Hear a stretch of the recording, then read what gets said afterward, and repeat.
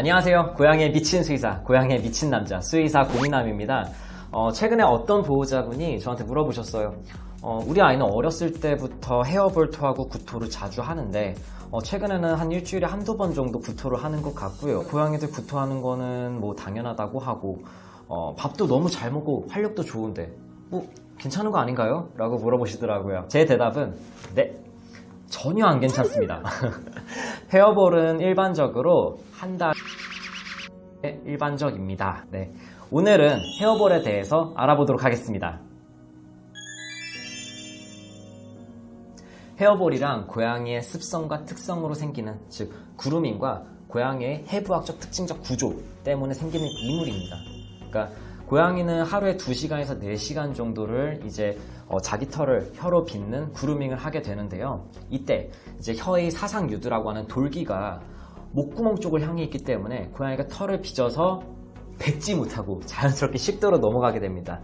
식도로 넘어간 털들은 자연스럽게 변으로 빠져나가야 되는데요. 이게 이물에서 쌓이고 쌓여서 위를 탁 자극하게 되면은 구토로 보여지는 헤어볼 구토를 하게 되는 겁니다. 일반적으로 헤어볼 구토는 한 달에 한 번 혹은 2번 정도 보이게 되는데요. 아이에 따라서는 아예 안 하기도 합니다. 근데 만약에 우리 아이가 다른 아이들에 비해서 헤어볼 구토를 좀 자주 한다라고 하면은 크게 3가지로 생각을 해볼 수 있습니다. 혀를 너무 많이 핥는 오버그루밍이거나, 아니면은 털이 너무 많이 빠지거나, 아니면 애초에 위장관염이 생겨 있거나, 이렇게 볼 수 있는데요.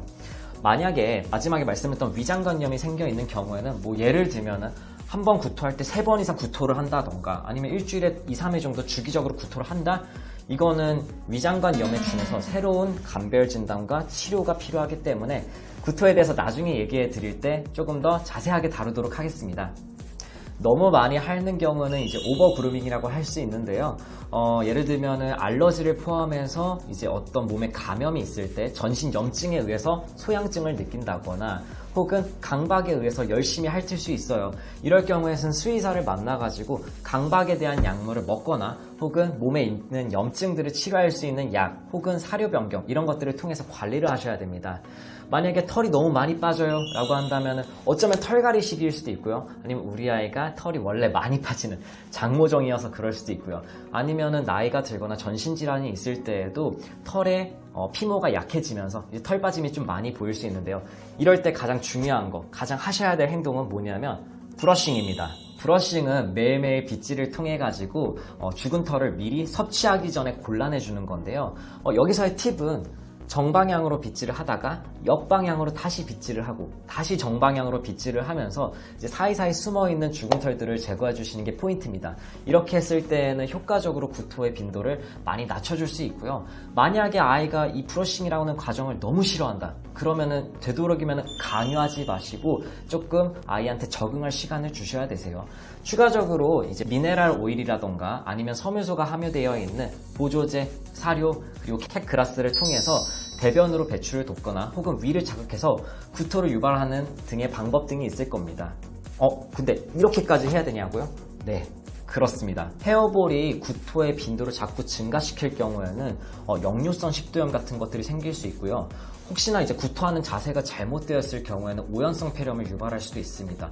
혹은 기저질환 같이 이제 심장질환 같은 게 숨어있을 경우에는 만약에 이제 구토하다가 기도를 잠깐 막아버리는 경우에 기절할 수도 있고요. 아니면 심장병 때문에 급사할 수도 있습니다.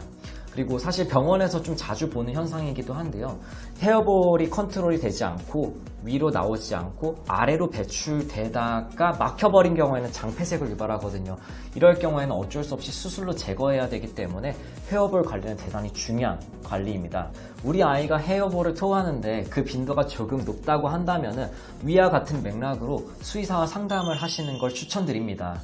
우리 아이의 삶의 질을 유지시켜줄 수 있는 최고의 치료는 뭐다? 바로 예방입니다. 본 영상이 도움이 되셨다면 좋아요와 구독 부탁드리겠습니다.